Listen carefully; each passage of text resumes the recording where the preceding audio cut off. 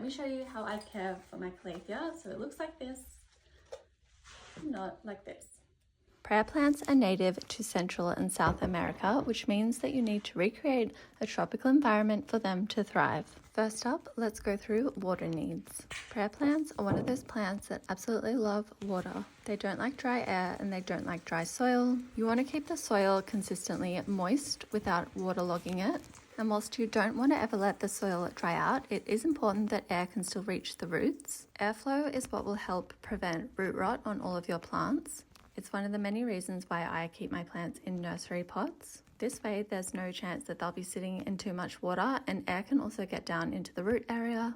As well as watering weekly, I also use the string method for some of my bigger prayer plants. This includes the Ctenanthe, which is not a Calathea, but it is still a prayer plant. And the care for both is the same, so I'm going to include it in this video as well. Keep watching to the end to see how you can DIY the string method. As well as having pretty moist soil, Calatheas also like a more humid environment. You can either put them in a room with a humidifier or keep them somewhere that has more natural humidity, like in the bathroom. As well as humidity, you can also shower them frequently, and I also like to mist mine. I have found that misting my plants really helps prevent any crispy leaves. Now, although mine love a shower, yours may not. It really depends on where you live and what your tap water quality is like. If tap water is not an option for you, consider collecting rainwater or popping them out in the rain depending on the season. Now let's move on to sunlight. Prayer plants don't do well with direct sunlight, but low light does not mean no light. You want them in a fairly bright room with indirect light. I have a few prayer plants in my bedroom, which is south facing. Whilst the room is fairly bright, they rarely get direct sunlight on their leaves. Too much sunlight can scorch their leaves, whereas inadequate light may cause the plant's leaves to lose their vibrant colour and pattern. For the Ctenanthe, you can tell if it's not getting enough sunlight because it will lose the purple or red on the backs of the leaves. I'll often pop them in a sunny spot after I've showered them to dry off a little bit. My Maranta tends to soak up the morning sunlight and she absolutely loves it. As far as prayer plants go, this is one of the easier ones to look after. They're definitely a fast growing plant and mine has more than doubled in the past year. Definitely consider adding a Maranta to your collection if you haven't already got one. Now let's chat about flowers. The Ctenanthe will push out long, leggy flowers with white petals and black seeds. Marantas will also flower inside when they're happy. I usually watch the flower bloom for a week or two and then I snip them off. As well as pruning off flowers, I also cut any leaves that are going yellow. You can also cut off any leggy stems to maintain the shape and look of your plant. Pruning is also a great way to promote new growth. Now, if you're wondering why I'm giving Calathea care advice when one of mine looks like this, let me tell you why this happens so you can prevent it. This Calathea lives in my husband's office, and whilst it was happy in summer, when winter came, he absolutely blasted it with the heater. Increasing the heat but not the humidity will leave you with leaves that look like this. If yours look the same, consider the environment. That man has now lost Calathea privileges, and instead I've given him a snake plant. It should thrive in that hot and dry environment. Now, one of my favorite things about Calatheas and Ctenanthes is the movement.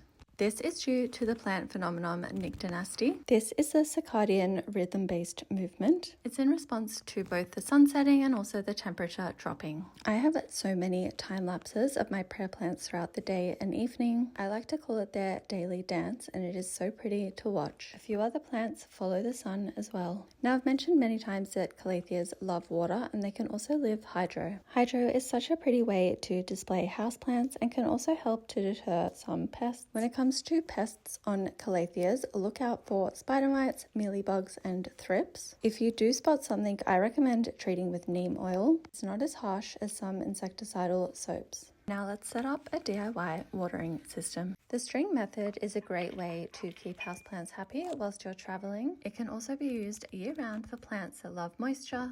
Let's get into it. You can buy pots with a string already, or you can just easily make your own. Going to for this planter, which has about 5 different plants in there, but they all have a higher water need. Let's get to it. Grab some thick string or some twine and cut off a length twice as long as your planter. Nursery pot always. I'm now going to push the string through the soil on the side and it'll come out one of the holes at the bottom. I use this method for my prayer plants year round because they like consistently moist soil.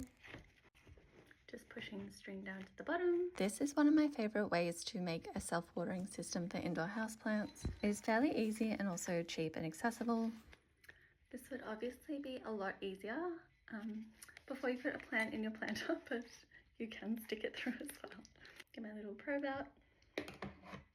Now obviously a nursery pot and a decorative pot with a hole always. String through there as well. If you don't have a planter with a dedicated section at the bottom, you can always use a plant saucer or a bowl. A tray or a jar nearby works fine too. So the string sits in the water and absorbs up and it gets into the soil. You can use this year-round for high water plants and also as a hack for when you're traveling and need to keep your plants hydrated. There you go, the string method.